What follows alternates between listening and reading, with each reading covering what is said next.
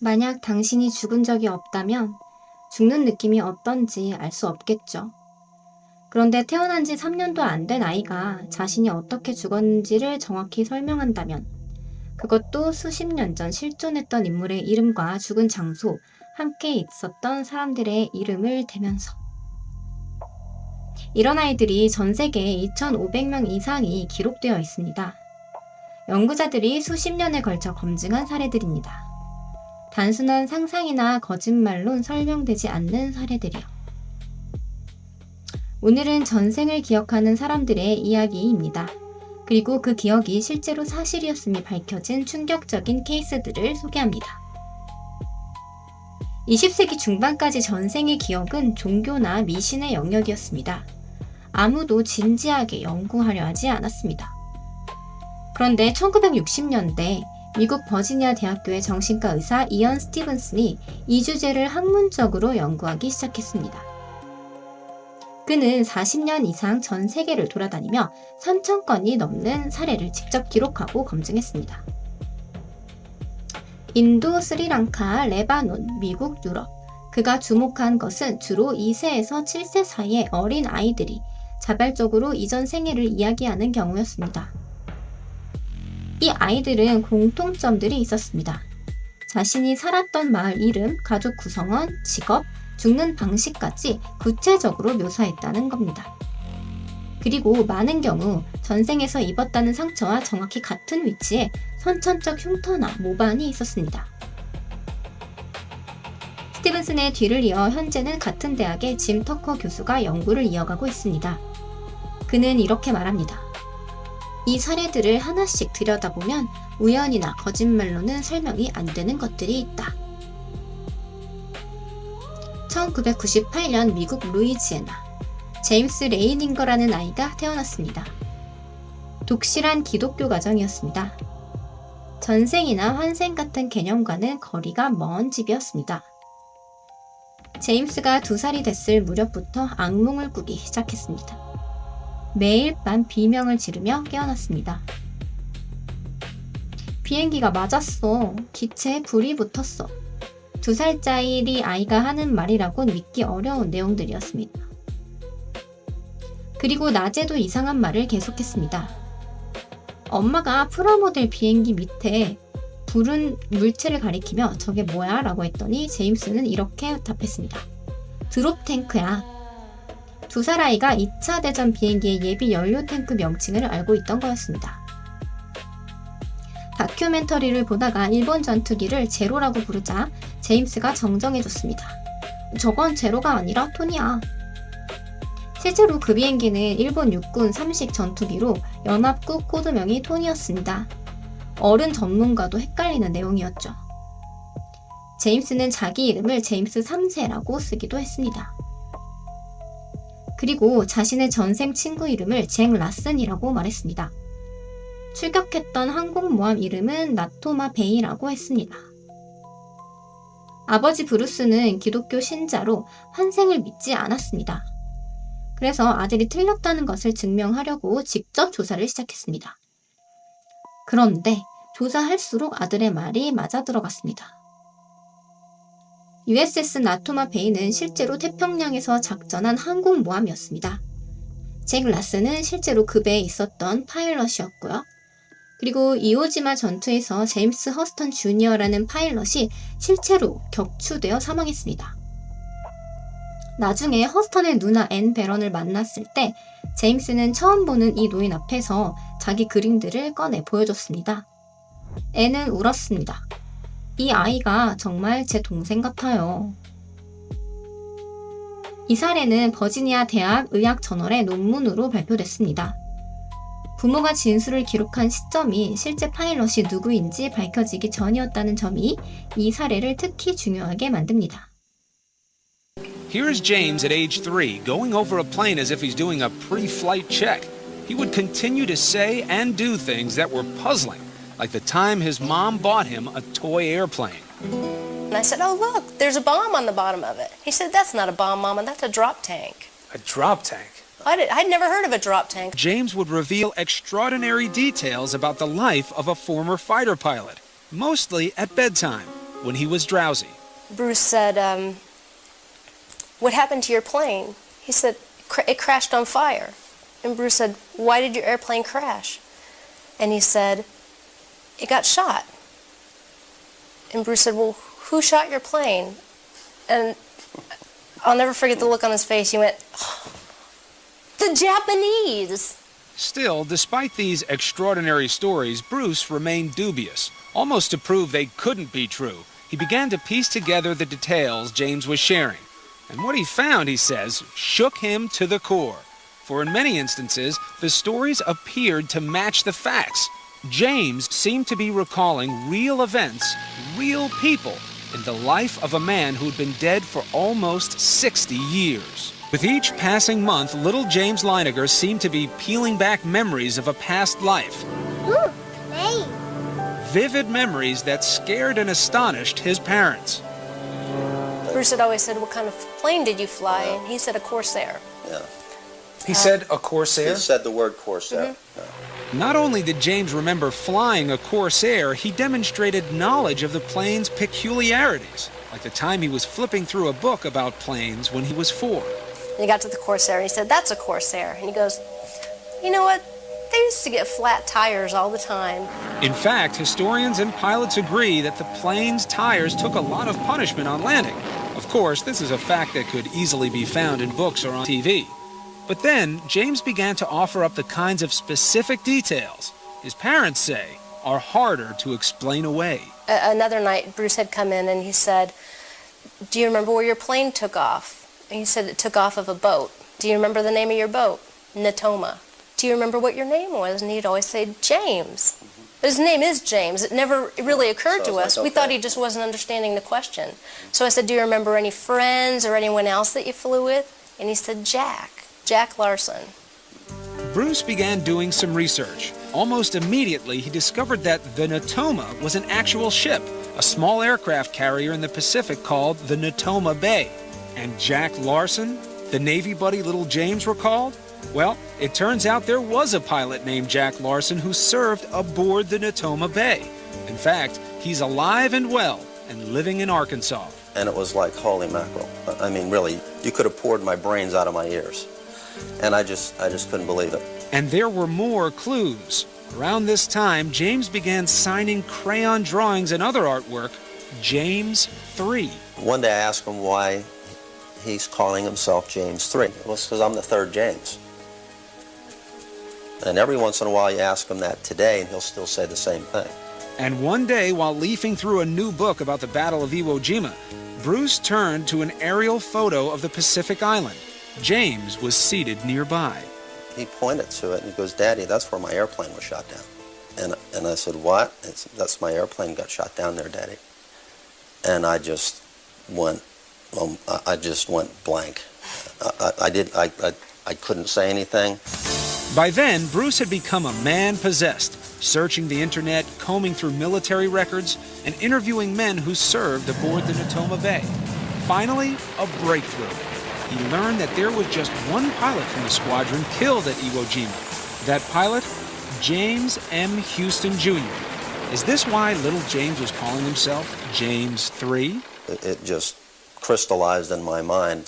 This has to be who we're talking about. You know, my meter of skepticism was starting to go over toward belief.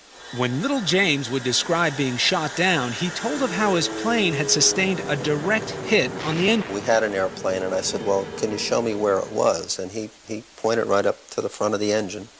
That's what makes this man's story so intriguing. His name is Ralph Klarber. Klarber was a rear gunner on a TBM Avenger that flew off the Natoma Bay. On March 3rd, 1945, he took part in a raid near Iwo Jima. As it happens, Klarber's plane was right next to the one flown by James M. Houston, Jr. It was to be Hugh's last mission before leaving for home the following day. As Klarber recalls, the sky was thick with enemy flak. We experienced pretty heavy anti-aircraft fire, but this was the most intense that I experienced at any time. Suddenly, a flash near the nose of Houston's plane. I saw the hit. I would say he was hit head-on, yeah, right on the middle of the engine. Just as little James had described it. But what do you believe now about your son James? I believe that he had a past life. I believe that in his past life he was James M. Houston Jr.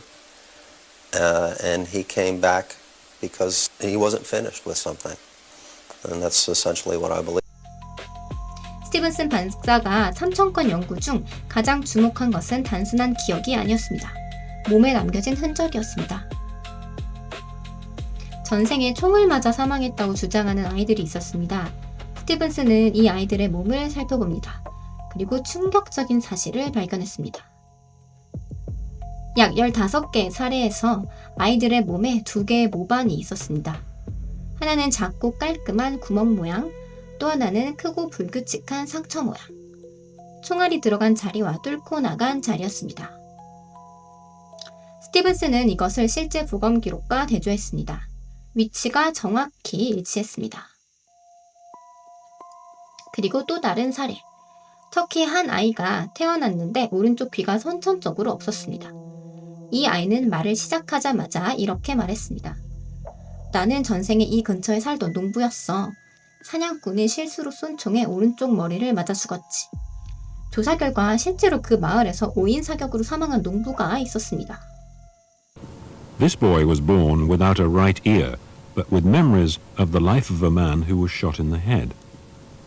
He remembered the previous life of a peasant farmer, this was in Turkey, who went to sleep at the end of the day in a pasture, and a neighbor came along hunting rabbits, and in the twilight mistook this sleeping peasant for a rabbit and shot him with a shotgun at point-blank range. We were able to go to the government hospital where the wounded man had been taken, and there we found a report showing that he died about 10 days later of hemorrhage in the brain. And this boy had memories of this man's life and his death. The skull of a Turkish miller killed by a blow to the back of the head with a flour shovel. This picture is from the official post-mortem report. Later, a child claimed to remember the miller's life. The boy had a misshapen skull. Violent death occurs frequently in Stevenson's best cases. He speculates that the trauma of such a death may cause it to be remembered. 인도에서는 이런 사례도 있었습니다. 한 아이가 오른손 손가락 3개가 없이 태어났습니다. 아이는 전생에 작두에 손가락이 잘려서 죽었다고 했습니다. 이웃 마을에 실제로 작두 사고로 같은 손가락 3개를 잃고 사망한 인물도 있었습니다. In a village in northern India in the 1970s, a small boy lost the fingers of his right hand in a fodder chopping machine. Later, the child died, but in a neighboring village, a boy was born who claimed memories of the dead child's life. There was other evidence too. Lekpal's case was investigated by Dr. Stevenson and the Indian parapsychologist Dr. Satvant Pasricha. अच्छा लेखपाल पहले जन्म की बातें याद है तुम्हें? यहाँ पैदा हुई थोड़े कुछ बाद जब छोटे छोटे थे तब थोड़ा याद करो करते थे फिर इलाज चलते रहो जैसे पिताजी ने मोह को ऐसे शराब गांजा पियो करते थे उनने ऐसी मशीन फिराई दी तो हाथ वो कटियो हम तो वहीं खड़े रह गए उंगलियां 5 उनके सामने गिरी जान तब एकदम बड़बड़ाने भी सब कि लला हाथ कटियो तब तब तुम्हारा नाम क्या था? हुक्म सिंह. इस पे नाम लिखना जरा फिर से एक बार. Being born with missing fingers is very rare, and the corresponding feature in the previous personality adds to its importance. The same fingers were chopped off. Also, there was no family history of missing fingers, and there was no such case in the whole of village. Dr. Pasricha says a weakness of the case is that the two villages are only 5 miles apart. Details of the dead child's accident could have been known in both places. Dr. Pasricha went with Lekpal to the house of the dead boy. Inside were the child's mother and older brother. The boy was recognized and accepted by both. Lekpal lives here for much of the year. तो आपको लगता है कि आपका बेटा ही है ये? तो हमारा तो बेटा है भाई है। हम तो उन्हें बेटे की तरह से भी हमें मातारी की तरह से मानते। ये आपका भाई लगता है? हमारा भाई है। भाई है आपका? नहीं, भाई तो इस जन्म में तो नहीं है आपका ये भाई। इस जन्म नहीं, पिछले जन्म में तो था भाई। अच्छा, तो अभी भी आप इसको भाई मानते हैं? भाई है ही। अच्छा, कैसे यकीन हो गया कि आपका भाई है? जब मैं वहाँ गया था पहली बार इनके यहाँ, हाँ वहाँ एक शादी मैंने कराई थी, हाँ हाँ तो वहाँ मैं पहली बार गया। हाँ। तो जब मेरे पास आया, मैं 3-4 भाई हैं, सभी जने बैठे थे वहाँ। हम्म, तो इसने वहाँ पहचान लिया, बोला ये मेरा भाई है, ये हमारे भाई है। एक हमारी बहन थी, हम करीब 50 आदमी घर में, एक ही बहन है मेरे पास। अच्छा, तो ये हमारी माता जी भी है। तो आपको लगता है कि आपका बेटा ही है ये? तो हमारा तो बेटा है। The mother of the dead boy is certain Lekpal is her son, and not simply because of the evidence of his damaged hand. 스리랑카의 3살짜리 소녀 수바시니. 폭풍우가 심하게 치던 어느 날 소녀가 갑자기 울음을 터뜨리며 말했습니다. 나는 전생에 차 농장에서 살았어. 폭풍우가 치던 날 산사태가 나서 죽었어. 스티븐슨 연구팀이 조사에 나섰습니다. 수바시니가 태어나기 2년 전 실제로 스리랑카의 한 차 농장 지대에서 대규모 산사태가 있었습니다. 싱갈라족 불교 신자 가정이 통째로 몰사한 사건이었습니다. 그 집의 7세 딸 이름은 데비 말리카였습니다. 연구팀이 수바시니의 진술 하나하나를 데비 말리카의 삶과 대조했습니다. 32개의 진술 중 25개가 일치했습니다. 집의 구조, 가족 구성원의 이름, 농장의 위치, 그리고 죽던 날의 날씨까지. 수바시니는 그 마을을 한 번도 가본 적이 없었습니다. 부모도 그 산사태 사건을 알지 못했고요. 스티븐슨은 이 사례를 전생 기억 연구에서 가장 정밀하게 검증된 사례 중 하나로 기록했습니다. 짐 터커 교수가 2,500건 이상의 사례에서 발견한 공통점들입니다. 첫째, 전생 기억은 평균 생후 35개월에 처음 나타납니다. 둘째, 아이들은 대부분 5에서 7세가 되면 기억을 잊기 시작합니다. 셋째, 전생에서 사고나 폭력으로 갑작스럽게 사망한 경우가 많습니다.